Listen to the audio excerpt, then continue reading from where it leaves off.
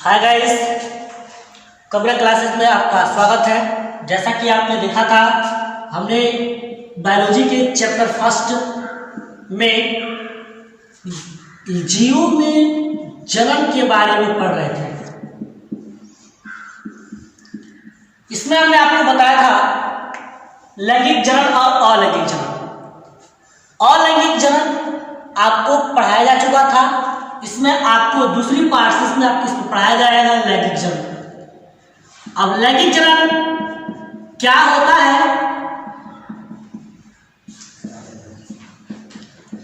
कौन कौन से पार्ट्स होते हैं, किस प्रकार होते हैं, ये आपको इसमें अध्ययन करना है।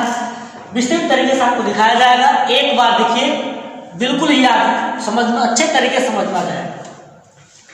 लैंगिक जनन जैसा कि नाम से स्पष्ट है, लैंगिक जनन यानी वह जनन जो विपरीत लिंगीय जीवों में होते हैं।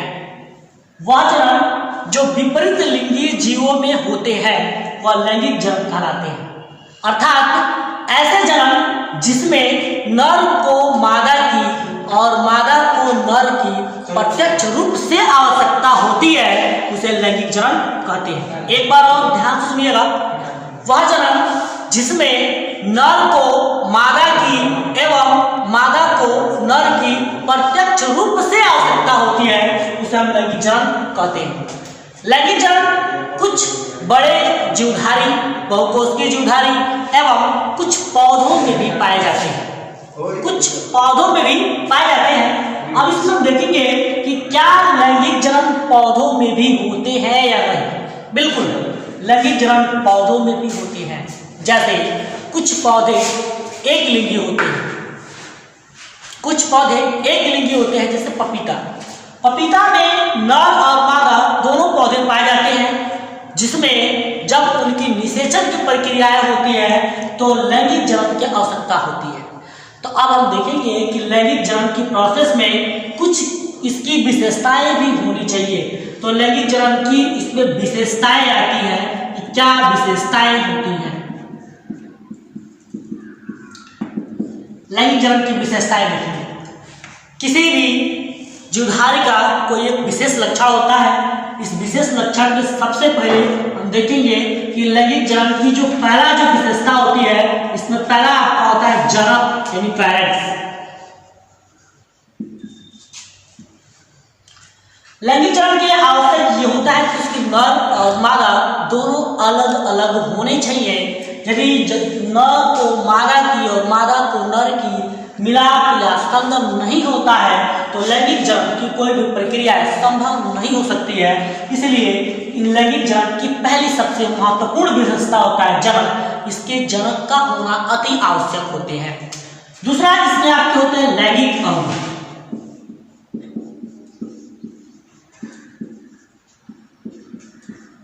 लैंगिक अंग देखेंगे हम।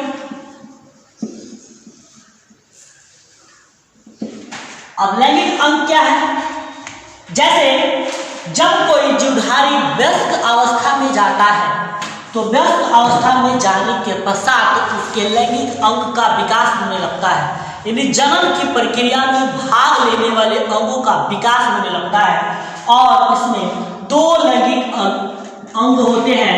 पहला नर लैंगिक अंग और दूसरा मादा लैंगिक अंग। पहला नर लैंगिक अंग और दूसरा मादा लैंगिक अंग।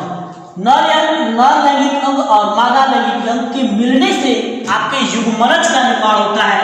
तो इसमें तीसरा आपका होता है युग्मक। अब युग्मक क्या है, इसको देखिए। कोई भी जीवधारी जब वो एक लिंगी में है तो उसका नर अलग होगा और मादा अलग होगा। तो नर कौन होता है और मादा कौन होता है, पहले इसको जान लेते हैं, फिर आपको बता देते हैं युग्मक क्या है। नर ध्यान दीजिएगा, वह प्राणी जो शुक्राणु त्याग करने की क्षमता रखता है उसे नर कहते हैं। वह प्राणी जो शुक्राणु त्याग करने की क्षमता रखता है उसे नर कहते हैं। और वह प्राणी जो अंडाणु त्याग करने की क्षमता रखता है उसे हम मादा कहते हैं। तो नर शुक्राणु और मादा नर शुक्राणु और मादा के अंडाणु जब आपस में मिलते हैं तो युग्मक का निर्माण होता है। नर की शुक्राणु और मादा की अंडाणु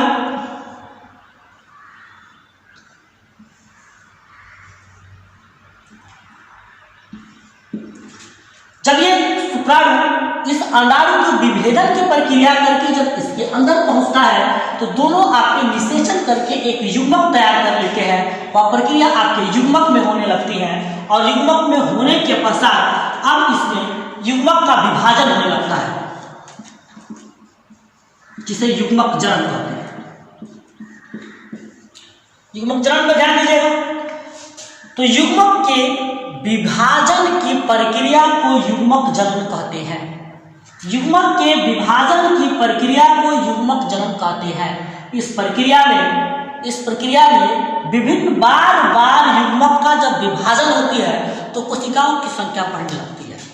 अब वही कोशिका की संख्या कोशिका से मिलकर उत्तक बनते हैं, उत्तक से फिर आपके अंग बनते हैं, अंग से अंगतंत्र और अंगतंत्र से एक बॉडी की निर्माण होती है जो जीवधारी की सबसे महत्वपूर्ण लक्षण होती है।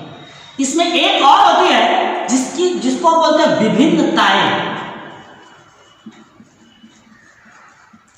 विभिन्नताएं को ध्यान दीजिएगा। विभिन्नताएं क्या है? जैसे हम देखते हैं विभिन्नता का मतलब है अंतर से, विभेद से। तो जब एक ही माता पिता की विभिन्न संतान होती है उसमें कुछ न कुछ अंतर होती है, वह उसकी विभिन्नताएं कहलाती है। जैसे एक माता पिता के दो लड़के दो लड़कियां हैं तो ये कोई गारंटी नहीं है कि सब लोग एक ही शक्ल सूरत के होंगे, सबकी कद एक ही जैसी होगी, सबका रंग एक ही जैसा होगा। कोई लंबा, कोई छोटा, कोई बड़ा, कोई मोटा, कोई पतला, कोई कम दिमाग वाला, कोई ज़्यादा दिमाग वाला होता है, वह उसकी विभिन्नताएं कहलाती है। एक ही जनक के विभिन्न संतानों में पाई जाने वाली असमानता को विभिन्नताएं कहते हैं। इस प्रकार हम देखते हैं कि लैंगिक जनन की विशेषताएं आपकी कुछ क्लियर होती है। इसके बाद अगला टॉपिक हम चलेंगे कि लैंगिक जनन के लाभ।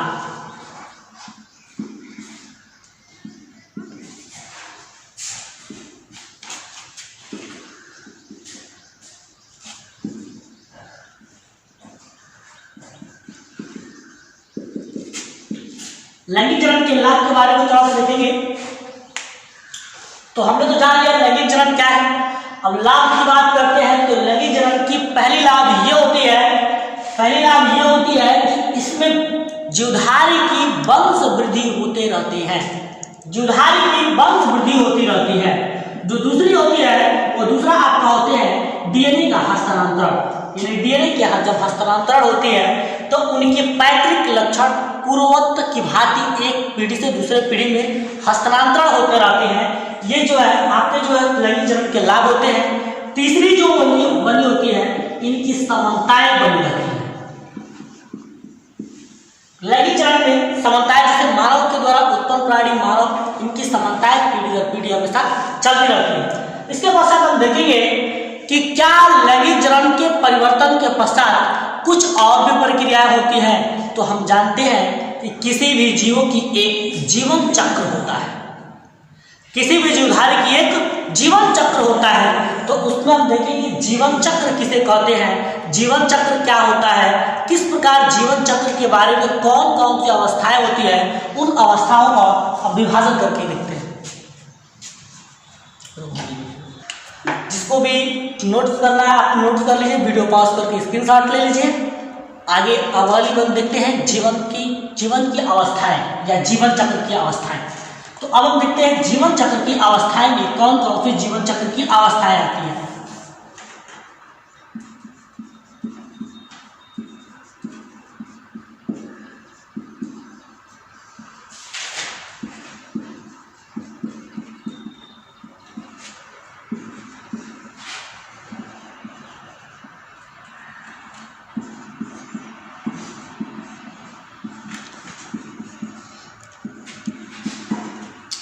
इसमें हम देखेंगे पहले जीवन चक्र।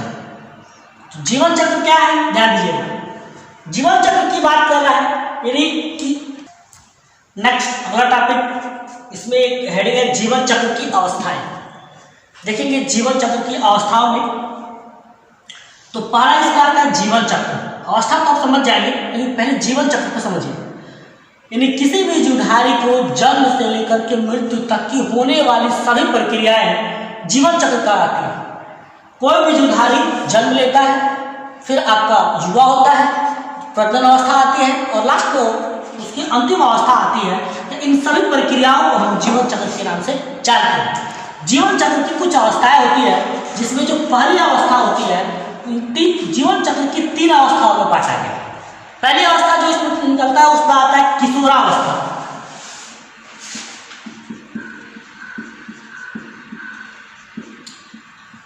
जो दूसरा आपका आता है वो होता है प्रजनन अवस्था।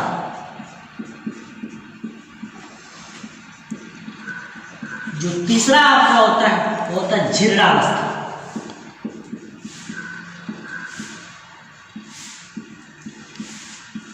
इसमें लगभग 2 के बारे में तो आप जानते ही होंगे, हल्का फुल्का। तीसरा कम होगा, दोनों को तीनों को पढ़ा दे रहे हैं। पहला आपका होता है किशोरावस्था।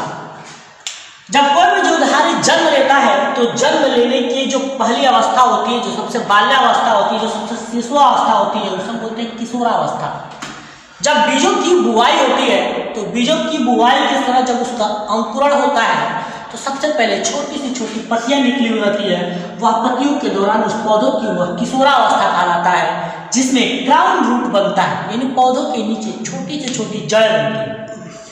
जब किशोरावस्था कुछ दिन गुजरता है, कुछ दिन बड़े होते हैं, तो पौधों से कुछ पत्तियां विकसित होकर नए शाखाएं का निर्माण करती है और नई शाखाओं के पश्चात जब वो पौधा व्यस्त होता है तो उसकी दूसरी आपकी होती है प्रजनन अवस्था। प्रजनन अवस्था में हम देखेंगे कि पौधों के अंदर फल फूल का निर्माण होते हैं। अब पौधों में फल फूल का निर्माण होते हैं तो प्रजनन अवस्था यानी जीवधारी जब अपने जैसा संतति उत्पन्न करता है तो प्रजनन कहलाता है। उस अवस्था में कोई भी जीवधारी अपने ही जैसा संतति उत्पन्न कर सकता है। अब देखिए इसमें इस प्रजनन अवस्था में पौधों में 2 अवस्थाएं होती है। पहला आपका होता है मोनोकार्पिक और दूसरा आपका होता है पॉलीकार्पिक।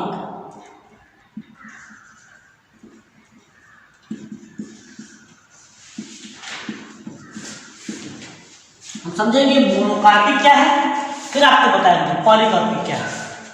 मोनोकार्पिक ध्यान दीजिएगा, कारण ऐसे पौधे जो अपने संपूर्ण जीवन काल में एक बार फल व फूल उत्पन्न करते हैं उसे मोनोकार्पिक कहते हैं। ऐसे पौधे जो अपने संपूर्ण जीवन काल में एक बार फल व फूल उत्पन्न करते हैं उसे हम मोनोकार्पिक के नाम से जानते हैं। ऐसे पौधे 1 वर्षीय या उससे कम अवधि के होते हैं। ऐसे पौधे 1 वर्षीय या उससे कम अवधि के होते हैं, जैसे मक्का, गेहूं, धान। ऐसे जो पौधे होते हैं इनके जीवन काल 6 महीने से लेकर 1 वर्ष तक होते हैं। इसी अवस्था में वह अपने संपूर्ण जीवन काल में सिर्फ और सिर्फ एक ही बार फल फूल देते हैं। दूसरा आपके होते हैं पॉलीकार्पिक। पॉलीकार्पिक में कैसे पौधे आते हैं, ध्यान दीजिएगा। पॉलीकार्पिक में वे फसल या वे पौधे जो बहुवर्षीय होते हैं और एक विशेष ऋतुओं में बार बार पुष्प व फल उत्पन्न करते हैं, उसे पॉलीकार्पिक के नाम से जानते हैं। ऐसे पौधे जो बहुवर्षीय होते हैं और एक विशेष ऋतुओं में बार बार फल व फूल उत्पन्न करते हैं, उसे पॉलीकार्पिक के नाम से जानते हैं। जैसे कि आम, लीची, सेब इत्यादि पौधे जो बहुवर्षीय होते हैं, एक बार लगा देने के निश्चित कई सालों तक बने रहते हैं और हर वर्ष एक निश्चित ऋतुओं में अपनी पुष्पन की अवस्था करते हैं। तीसरा आपका आता है जीर्णावस्था।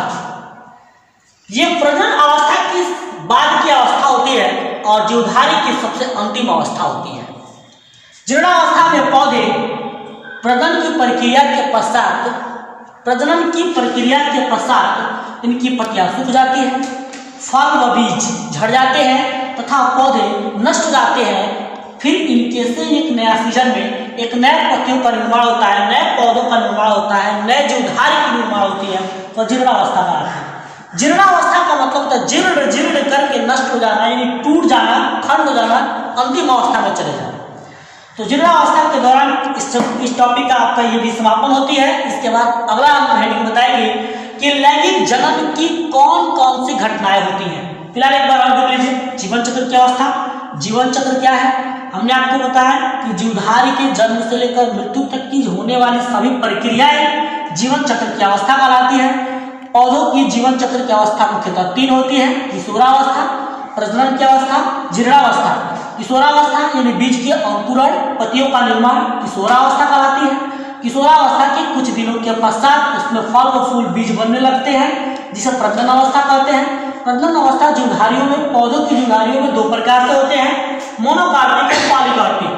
मोनोकार्पिक हमने बताया कि एक वर्षीय होते हैं जो अपने जीवन काल में सिर्फ एक ही बार फल और फूल उत्पन्न करते हैं। पॉलीकार्पिक जो बहुवर्षीय होते हैं, लंबे समय तक रहते हैं, अपने जीवन काल कई बार अपने निश्चित जीवन काल की अवधि में फल और फूल बीज उत्पन्न करने का कार्य करते हैं। इसके बाद आप स्क्रीनशॉट ले लीजिए या फिर वीडियो को पॉज करके नोट्स बना लीजिए। साथ ही अच्छे तरीके से पढ़ते रहिए। अगला टॉपिक हम आपको बताने चलते हैं।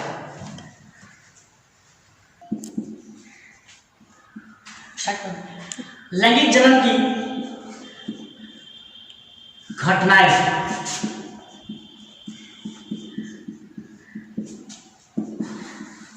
देखेंगे लैंगिक जनन के पश्चात में कौन कौन सी घटनाएं होती हैं। जहां तक कि घटना की बात की जा रही है तो घटना जैसे आपके अलैंगिक जनन में पढ़े थे तो अलैंगिक जनन में कोई विशेष घटना नहीं थी। लैंगिक जनन की घटना आप पढ़ने वाले हैं तो हम देखेंगे लैंगिक जनन में कौन कौन सी घटनाएं होती हैं। तो हम जानते हैं लैंगिक जनन की घटनाओं को 3 अवस्थाओं में बांटते हैं। पहला जो अवस्था होती है वह पहली अवस्था होती है निषेचन के पूर्व की घटना। जो दूसरा आपका होता है वो होता है निषेचन, और जो तीसरा होता है वो होता है निषेचन के पश्चात घटना।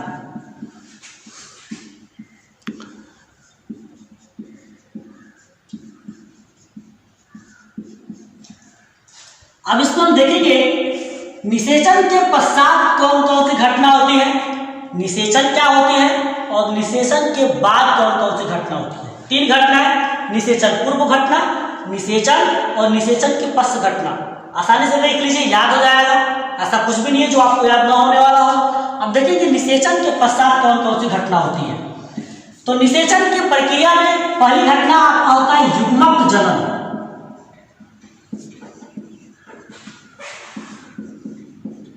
युग्मक जनन क्या होता है पहले इसको देखेंगे। तो जैसा कि हमने बताया है अभी कुछ समय पहले कि युग्मक क्या होता है, तो नर के शुक्राणु, मादा के अंडाणु, यानी दोनों अलग अलग होने की प्रक्रिया है। यानी युग्मक एक अगुणित कोशिका होती है। अब अगुणित कोशिका में द्विगुणित होने की क्षमता होती है। अब युग्मक जनन में क्या होती है, तो हमने ये भी बताया कि युग्मक के द्वारा जन निर्माण होना ही युग्मक जनन कहलाता है। यानी इसमें बार बार विभाजन की क्षमता होती है।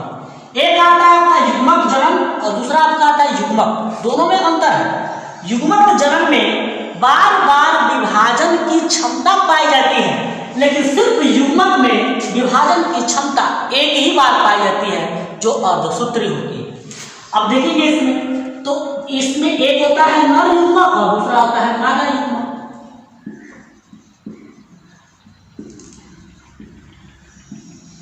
जब निषेचन की प्रक्रिया से पहले की घटना क्या होती है, नर युग्मक और मादा युग्मक। इसमें यदि ये शुक्राणु देता है तो 2n, अगर ये अंडाणु देता है देती है तो भी 2n। अब जब इसमें होगा कौन कौन सी प्रक्रिया, यदि ये 2n और 2n आपस में मिलते हैं तो 4n बन जाएंगे। यदि 4n बनते हैं तो जीवधारी की संरचना परिवर्तन हो जाएगी। तो जीवधारी की संरचना को पूर्ववत की भांति बनाए रखना। अब इसमें अर्धसूत्री विभाजन होता है जिसके कारण ये 2 भागों में टूट जाता है, एक n और ये भी n, ये भी टूट जाता है n और ये भी n। अब देखेंगे यदि इसका कोई भी n, नर युग्मक का कोई भी n मादा युग्मक की किसी भी n से मिलता है तो 2n बन जाता है और यह 2n अपनी मात्र कोशिका के पूर्वज की भांति होती है। इस प्रकार युग्मक जनन में आपने क्या देखा कि युग्मक के अर्धसूत्री विभाजन के पश्चात युग्मक के अर्धसूत्री विभाजन के पश्चात एक नई युग्मक का निर्माण होना युग्मक जन्म कहलाता है। और युग्मक जन्म पहली कोशिकाओं की तरह होती है। एक बार और ध्यान दीजिएगा, युग्मक के अर्धसूत्री विभाजन के पश्चात एक नई युग्मक का निर्माण होना युग्मक जन्म कहलाता है, जो नर और मादा युग्मक के संयुग्मन से होता है। इसकी दूसरी जो अवस्था होती है उसमें दूसरा अवस्था होता है युग्मक का हस्तांतरण।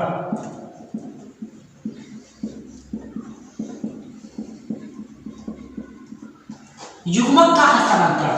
अब युग्मक की हस्तांतरण देख लीजिएगा, इसे रफ कर देते हैं आपको समझाने के लिए। मैंने आपको बताया था युग्मक हस्तांतरण देखिए, जब युग्मक बन जाता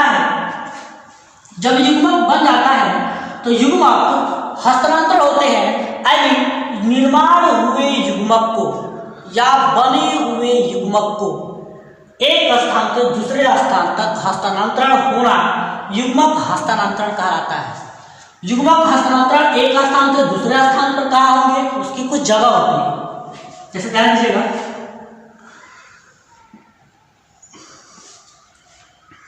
मटर के पौधों में आपने फलियां देखी होंगी। इन फलियों में कुछ दाने बने होते हैं, ये दाने यूं नहीं बनते, इसके लिए कुछ परिवर्तन होते हैं। जब इसके नर युग्मक और मादा युग्मक मिलते हैं तो नर और मादा युग्मक मिलने के पश्चात इसमें दो अवस्था बनाते हैं। एक आपका अंडाशय बनता है, दूसरा आपका बीजांड बनता है। अंडाशय में फल का निर्माण होता है और बीजांड में बीज का निर्माण होता है। तो युग्मक जब हस्तांतरण युग्मक बनते हैं तो युग्मक बनने के पश्चात उसमें फल भित्तियां होती है और फल भित्तियों के अंदर अंडाशय होता है, जहां युग्मक का हस्तांतरण होने के पश्चात नए बीज का निर्माण होते हैं। तो ध्यान दीजिएगा, युग्मक हस्तांतरण किसे कहते हैं? युग्मक के निर्माण के पश्चात युग्मक को एक स्थान से दूसरे स्थान तक परिवर्तन या हस्तांतरण करना युग्मक हस्तांतरण के नाम से जाना जाता है। युग्मक हस्तांतरण के पश्चात के बाद आप दूसरा एडिशन होता है इसका निषेचन। निषेचन किसे कहते हैं? नर युग्मक और मादा युग्मक के मिलने की प्रक्रिया को निषेचन कहते हैं। ध्यान दीजिएगा, नर युग्मक और मादा युग्मक के मिलने की प्रक्रिया को निषेचन कहते हैं। निषेचन जीवों में दो प्रकार के होते हैं। इसमें पहला आपका होता है आंतरिक निषेचन और दूसरा जो आपका होता है वो होता है बाह्य निषेचन। आंतरिक निषेचन और बाह्य निषेचन में क्या अंतर होता है, थोड़ा सा ध्यान दीजिएगा।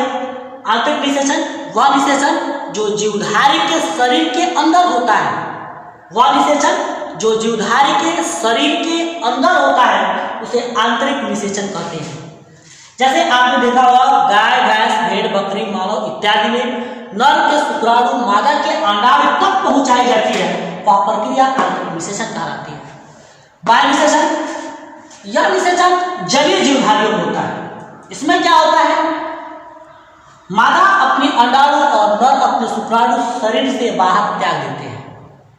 अब जल की सतह पर अंडाणु और शुक्राणु आपस में मिलते हैं, इस प्रकार के निषेचन शरीर से बाहर होता है, इसलिए इसे बाह्य निषेचन कहते हैं। आपने देखा निषेचन नर युग्मक और मादा युग्मक के मिलने की प्रक्रिया को निषेचन कहते हैं। निषेचन दो प्रकार के, आंतरिक निषेचन और बाह्य निषेचन। शरीर के अंदर होने वाले निषेचन आंतरिक निषेचन, शरीर के बाहर होने वाले निषेचन बाह्य निषेचन। बाह्य निषेचन सिर्फ जलीय जीवधारियों में होते हैं, बाकी किसी अन्य जंतुओं में नहीं होते हैं। अब आपका आता है निषेचन के पश्चात की घटना। देखिए कि निषेचन के पश्चात कौन कौन सी घटना होती है। तो हमने देखा कि निषेचन के पश्चात पहली जो अवस्था होती है वो पहला अवस्था बनता है युग्मक। अभी आपने कुछ समय पहले देखा था युग्मक जन्म, यानी वही युग्मक जन्म जब बार बार विभाजन होते हैं तो युग्मक बनता है।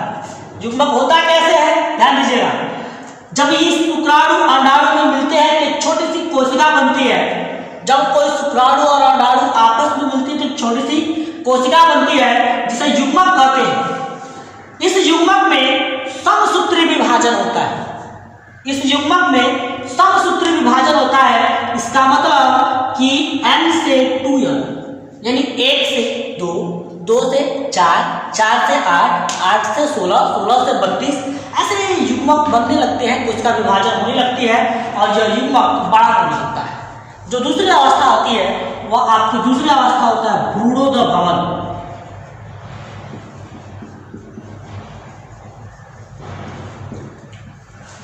ध्यान से देखिए, इसको दो चीज में मिला हुआ है, पहला भ्रूण, दूसरा भवन, यानी भ्रूण के उत्पन्न होने की अवस्था भ्रूणोदय भवन कहलाती है।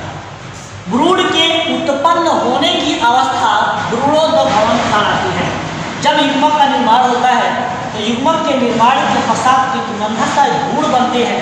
उस भ्रूण के बार बार विकसित होने की प्रक्रिया को भ्रूणोदय भवन कहते हैं। लास्ट में थोड़ा ध्यान दीजिएगा, भ्रूण के उत्पन्न होने की अवस्था भ्रूणोदय भवन कहलाती है। इस प्रकार यह पहला चैप्टर पूरी तरीके से समाप्त होता है। वीडियो को लाइक करें, शेयर करें, सब्सक्राइब करें। अगर समझ ना आए तो कोई भी चीज़ आप डिस्क्रिप्शन में लिंक में कोई भी क्वेश्चन कर सकते हैं, आपको जल्दी उसका जो है आंसर दिया जाए।